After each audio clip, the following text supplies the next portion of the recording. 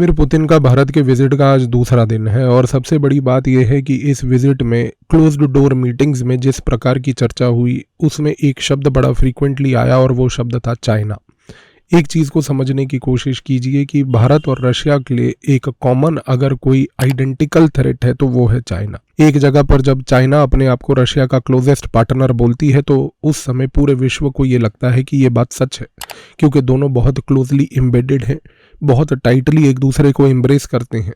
पर भारत की research and analysis wing RNAW का जो इंटरनल असेसमेंट है वो बिल्कुल ऑपोजिट बात बोलता है।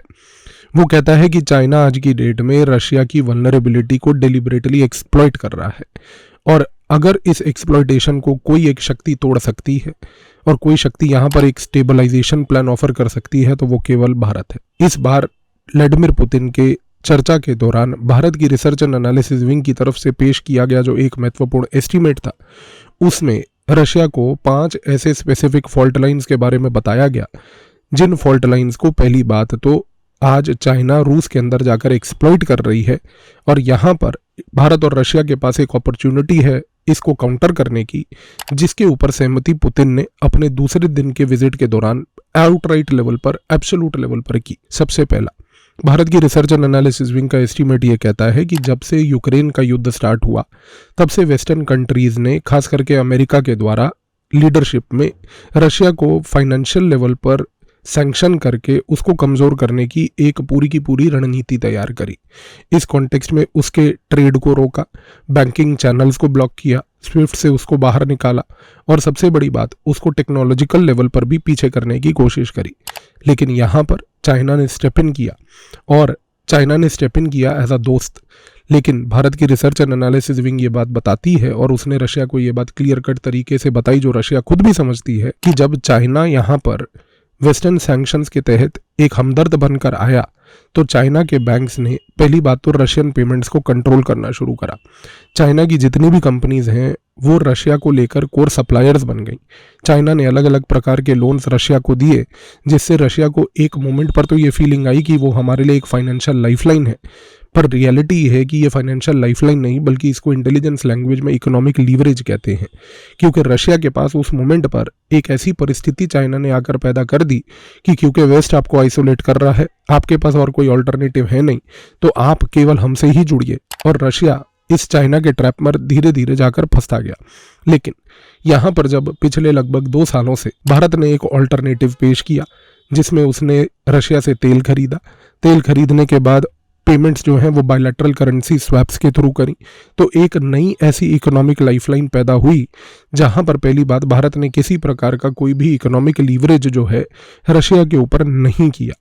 ये चीज़ चाइना को बिल्कुल पसंद नहीं आई, अमेरिका को तो कतई ही पसंद नहीं आई, और अमेरिका और चाइना की जो मिली भगत थी, जो आज आप डोनाल्ड ट्रंप के रवैये को देखते हैं, जो वो बार बार सुबह से रात बोलता है कि भारत को मैं चाहता हूं कि वो रशिया से तेल ना खरीदे, और चाइना इसको लेकर एकदम शांत है। और सबसे बड़ी बात, गेम को समझने की कोशिश कीजिए कि ये डोनाल्ड ट्रंप वही व्यक्ति है जो कहता है कि भारत रशिया से तेल ना खरीदे, लेकिन जब चाइना तेल रशिया से खरीदता है तो उसकी हैसियत और हिम्मत नहीं है ये बात चाइना को बोलने की कि तुम रशिया से तेल खरीदना छोड़ दो। सिर्फ भारत को क्यों टारगेट किया जा रहा है, इस गेम को ध्यान से समझने की कोशिश कीजिए, क्योंकि ये रशिया और इंडिया का जो एंगेजमेंट है, ये एंगेजमेंट आज इस डिसरप्शन के तहत तोड़ना चाहती है अमेरिका, क्योंकि ये अमेरिका और चाइना के बीच की जो मिली भगत है कि यहाँ पर एक जगह पर जब हमने ये डिसाइड कर लिया है कि भाई हम दोनों मिलकर पूरे वर्ल्ड को रूल करेंगे, तो यहाँ पर ये रशिया और इंडिया का एंगेजमेंट इस तरीके से कैसे बढ़ता आ रहा है। भारत की रिसर्च एंड एनालिसिस विंग का जो इंटरनल एस्टीमेट है, जिसको आज पुतिन के सामने पेश किया गया, उसमें ये बात स्पष्ट की गई कि ये वही डोनाल्ड ट्रंप है जिसने चाइना को लेकर एक शब्द नहीं बोला कि चाइना रशिया से तेल खरीदना बंद कर दे, क्योंकि अमेरिका इस चीज़ को चाहता है कि चाइना ही केवल तेल खरीदता रहे एक जगह पर, ताकि भारत एक ऐसा डिसरप्टर यहाँ पर ना बने और चाइना एक प्लेयर ऐसा बन जाए जो रशिया को इस पर्टिकुलर इकोनॉमिक लीवरेज में ट्रैप कर ले, उसी तरीके से जिस प्रकार से आज यूएस ने पूरे यूरोप को एक इकोनॉमिक लीवरेज में ट्रैप करके रखा है। इसका खमियाजा अगर आप थोड़ा सा भी विश्व का इतिहास जानते हैं तो आप समझेंगे कि जब 2007 में अमेरिका में सब प्राइम क्राइसिस आया था, तो सब प्राइम क्राइसिस का सबसे बड़ा खमियाजा अगर किसी को भुगतना पड़ा तो वो 2011 में यूरोप में यूरोजोन क्राइसिस को भुगतना पड़ा, क्योंकि जब अमेरिका में कुछ होगा तो जाहिर सी बात है कि उसका खमियाजा जो है वो यूरोप को भुगतना पड़ेगा, और अमेरिका का ये गेम प्लान है। और चाइना का भी ये गेम प्लान है कि रशिया एक इमर्जेंट पावर ना बने। इस रीज़न से रशिया और चाइना के रिलेशनशिप को इतना डीप कर लो कि यदि कल को चाइना में कुछ हो तो उसका खमियाजा रशिया को भुगतना पड़े। लेकिन रशिया में व्लादिमीर पुतिन इस बात को समझते हैं और इस रीज़न से वो इस पूरी गेम प्लान को डिसरप्ट करने के लिए आज भारत जब आए और इस भारत में आने के बाद उन्होंने जब इस प्लान को सहमति दी कि भारत और रशिया को इंडिपेंडेंट पोल बनकर, इंडिपेंडेंट एक्टर बनकर यहाँ पर बैठना ही पड़ेगा, तो जाहिर सी बात है कि ये अमेरिका का और चाइना का गेम प्लान दोनों का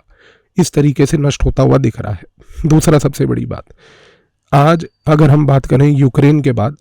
तो जितनी भी यूरोप की जो पाइपलाइंस थी ऑयल और गैस की, वो तो जाहिर सी बात है कि यूक्रेन के युद्ध के बाद डिसरप्ट हो गई। और यूएस ने, जैसा मैंने आपको बताया, उसने इनकरेज किया चाइना को कि चाइना यहाँ पर स्टेप इन करके सारा का सारा तेल जो है अमेरिका की सहमति से खरीदना शुरू करे। चाइना ने भी बहुत शांतिपूर्वक तरीके से अपने आप को एक ऐसा दोस्त बनाकर पेश किया रशिया के सामने कि कोई बात नहीं, अगर यूरोप आपका तेल नहीं ले रहा तो हम लेंगे। इस चीज़ को अमेरिका ने भी उस समय समर्थन दी। और आज सोचिए कि डोनाल्ड ट्रंप जैसा व्यक्ति, जिसकी औकात नहीं है ये बात एक मोमेंट के लिए चाइना को बोलने की कि आप तेल खरीदना बंद कीजिए, वो भी आज चुपचाप इस तेल के पूरे कारोबार में उनका समर्थन दे रहा है। क्यों? क्योंकि वो चाहता है इस चीज़ को समझना कि चाइना जो है वो रशिया को अपना जूनियर पार्टनर बना ले, जैसे अमेरिका ने यूरोप को अपना एक जूनियर पार्टनर बनाया है। लेकिन आज भारत और रूस मिलकर इस गेम प्लान को तोड़ रहे हैं। इस रीज़न से यहाँ पर जो सहमति पुतिन की इस विजिट के दौरान हुई वो ये है कि रशिया अपने आप को चाइना के समर्पित एक जूनियर पार्टनर देखना नहीं चाहेगा। ये एक ऐसा इंटेलिजेंस असेसमेंट है जिससे रशिया और भारत दोनों सहमत हैं कि इस गेम को अमेरिका की और चाइना की तोड़ने की आवश्यकता है। तीसरा, जब से वेस्टर्न सैंक्शंस ने रशिया को आइसोलेट किया है, रशिया की टेक्नोलॉजिकल पेस में बाधा आई है। अब इस कॉन्टेक्स्ट में रशिया जो है आज की डेट में advanced chips, avionics, precision engineering, artificial intelligence में कहीं ना कहीं पीछे है। चाइना ने दोबारा यहाँ पर आकर रशिया की मदद करने की बात तो करी, पर चाइना का कंडीशन क्लियर था, टेक्नोलॉजी आपको देंगे हम, लेकिन आपको टेक्नोलॉजी के ऊपर डिपेंडेंसी हमारे ऊपर ही रखनी पड़ेगी। लेकिन यहाँ पर पहली बार इस विजिट के दूसरे दिन आज भारत ने व्लादिमीर पुतिन को ये बात ऑफर करी है कि हम किसी कंडीशनलिटी के तहत आपके साथ टेक्नोलॉजी बेस्ड गेमिंग नहीं खेलना चाहते, क्योंकि हम आपको आर्टिफिशियल इंटेलिजेंस हो, सॉफ्टवेयर लेवल का कोऑपरेशन हो, जॉइंट स्पेस एक्सप्लोरेशन हो या को डेवलपमेंट, जिस प्रकार से आप हमारे साथ डिफेंस में करते हैं, हम आपके साथ इंफॉर्मेशन टेक्नोलॉजी और आर्टिफिशियल इंटेलिजेंस में करेंगे। जो भारत ने आज अपने इंटरनल एस्टीमेट के तहत एक नॉन चाइनीज ऑप्शन पेश किया है। जाहिर सी बात है कि चाइना इस मोमेंट पर इसको लेकर आग बबूला हो रखा है कि भारत ने यहाँ पर वो टेक्नोलॉजिकल स्पेस कैसे कर ली कैप्चर, जिसको मैं करना चाह रहा था, क्योंकि मेरा उद्देश्य ये था कि मेरे साथ रशिया अगर एंगेज करे तो मेरे टर्म्स पे करे। लेकिन यहाँ पर अब आप सोच के देखिए कि अगर आज भारत और रशिया मिलकर अगले 10 सालों में एक टेक्नोलॉजी के रोड मैप को एक्सप्लोर करते हैं और इस टेक्नोलॉजी के रोड मैप को एक्सप्लोर करके एक गेम प्लान को अनफोल्ड करते हैं,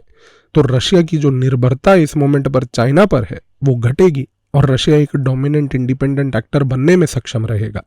चौथा, आज क्योंकि वेस्टर्न कंट्रीज के सैंक्शंस के कारण रशिया जो है कहीं ना कहीं एक